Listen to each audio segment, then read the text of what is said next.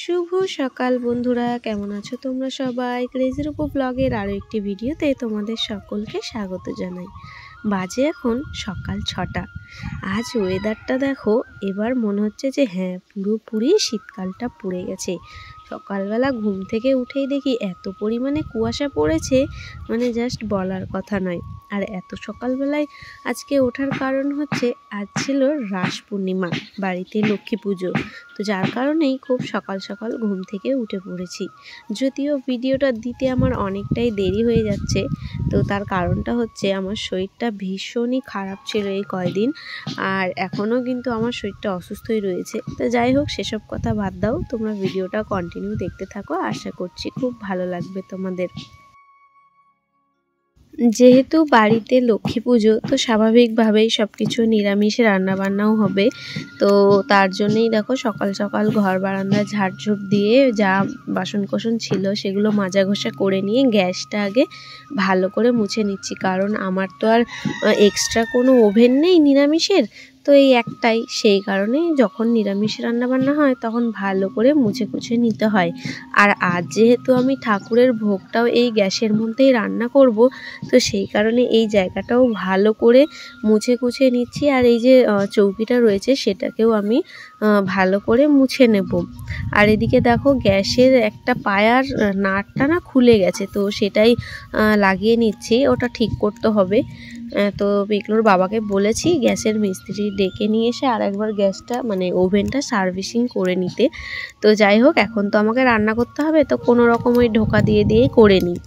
আর খুব চেষ্টা করছি খুব শিগগিরই ঠাকুরের জন্য একটা ওই সিঙ্গেল ওভেন আর একটা ছোট্ট হচ্ছে ওই সিলিন্ডার নিয়ে নেব, কারণ ভোগ টোক রান্না করতে না আমার ভীষণ অসুবিধা হয়। কত সুন্দর ঠাকুরের জিনিসপত্র আলাদাই থাকবে।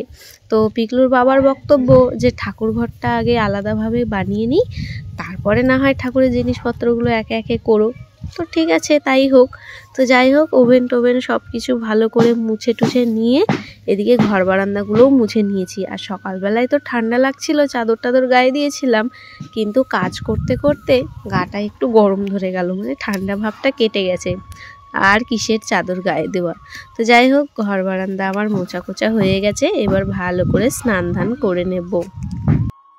আর বাড়িতে পুজো মানেই তো আলপনা, তার উপর যদি সেটা লক্ষ্মী পুজো হয়। তো দেখো বাইরেটা তো মোছা গেল না, কোনো রকম একটু গোবর গোলা দিয়ে সেখানে সুন্দর করে একটু আলপনা দিয়ে নিলাম। আর এদিকে সিঁড়ির নিচে দেখো প্রদীপের বস্তাগুলো রাখা রয়েছে, যখন যখন দরকার পড়ে দোকানে নিয়ে যাওয়া হয়। আজকে এই নতুন ঘরের এইগুলোতেও আলপনা দিয়েছি, কিন্তু আলপনাগুলো এখনও শুকায়নি, জানি না শুকানোর পর কেমন লাগবে, যদিও প্রথমবার দিলাম এই ঘরে। আর এদিকে ঠাকুর ঘরটাতেও আগে দিয়ে দিয়েছিলাম, কিন্তু এখনও সেটা শুকায়নি। কেমন লাগছে আলপনাগুলো অবশ্যই জানাবে। যদিও খুব একটা ভালো আমি ডিজাইন করতে পারি না, তবুও ওই নিজের চেষ্টায় এখন তাও আগের থেকে অনেকটা ভালো হয়ে গেছে আমার মনে হয়। আর এদিকে যেহেতু বললামই যে ঠাকুরের ভোগ রান্না করব, তো মা লক্ষ্মীর জন্যে আজকে আমি নিজে হাতে লুচি পায়েস সমস্ত কিছু রান্নাবাড়ি করে নেব। আর সকালবেলায় এক পাক চলে গেছিলাম বাজার করতে। এবার থেকে ঠাকুরের যে ফল মিষ্টি ভোগ রাগ যা কিছু কেনাকাটা করার থাকে আমি নিজে হাতেই বাজার করে নিয়ে আসি। কারণ ওদেরকে বললে একটা নিয়ে আসে তো একটা ছেড়ে আসে, আমার কেন জানি না ওদের বাজার করাটা পছন্দ হয় না, সেটা সংসারের বাজার হোক বা ঠাকুরের পুজোর বাজার হোক। তো সেই কারণেই ওই আমি বাজার টাজার করে নিয়ে এসে তারপরে স্নান দান করে আলপনাগুলো দিয়ে নিয়েছিলাম। তো ওই জায়গাটায় যেহেতু আমার অনেক সময় মানে অনেক সময় তো না, সব সময় আমিষ টামিষ রান্না হয়, যার জন্য এইদিকে বারান্দায় দূরে আমি বসেছি লুচিগুলো বেলে নিতে। আর গ্যাস ট্যাস তো মুছেই রেখেছি, চলো বেলা হয়ে গেলে ফটাফট ভেজে নিলেই হয়ে যাবে। ভোগ রাগ রান্না করা আমার কমপ্লিট হয়ে গেছে। এদিকে পায়েস করে নিয়েছি, লুচি, 5 রকমের ফল মিষ্টি, তারপরে চিড়ে খই মুরগি, এদিকে গোপালের জন্য ছানা মাখন গোটা ফল সমস্ত জোগাড় যন্ত্র হয়ে গেছে। চলো এবার ভালো করে পুজোটা দিয়ে নিই। এর আগে তো আমার কোজাগরি লক্ষ্মী পুজো তোমরা দেখেইছো, এটাও ভালো করে করে নিই।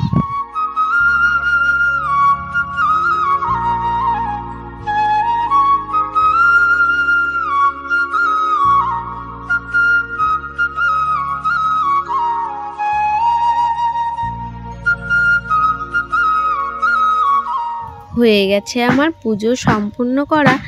আজ আর পুজোর ভিডিওটা তোমাদের সঙ্গে শেয়ার করলাম না, কারণ তোমরা তো জানোই আমি লক্ষ্মী পুজো নিজে হাতেই করি, এখন আর ব্রাহ্মণ দ্বারা পুজো করাই না কো।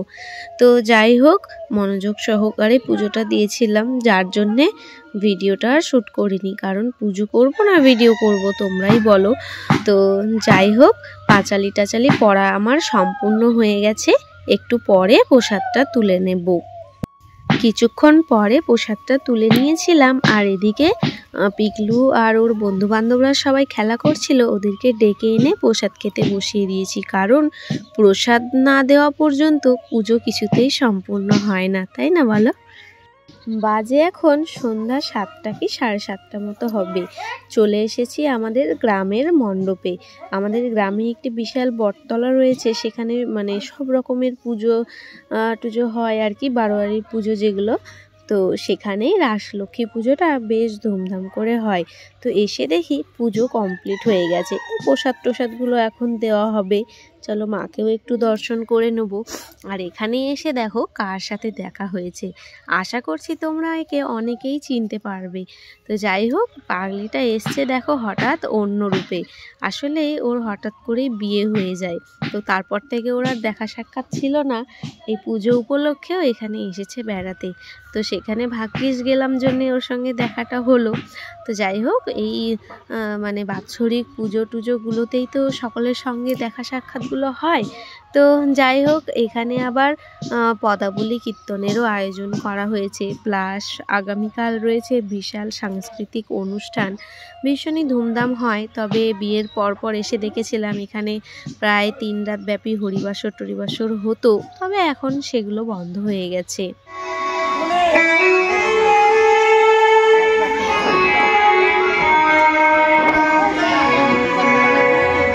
ভিড়ের মধ্যে মা লক্ষ্মীর ভালো করে দর্শনটাও করতে পারিনি। তো যাই হোক, এখন মন্দিরটা একটু ফাঁকা হলো, তো যার কারণে এসে মাকে একটু ভালো করে প্রণাম করে নিচ্ছি। বছরে এই একটি বাড়ি তো আসেন এখানে, তাই না? তো যাই হোক, ওদিকে কিন্তু পদাবলীর প্রস্তুতি চলছে খুব জোরদার, কীর্তন টীর্তনও হবে। তো আমি এদিকে প্রণাম টনাম করে নিলাম, এদিকে পিকলুর বাবাও দেখছি পিছন থেকে প্রণাম করে নিচ্ছে। তো যাই হোক, কি অপূর্ব সুন্দর লাগছে না মায়ের মুখটা বলো।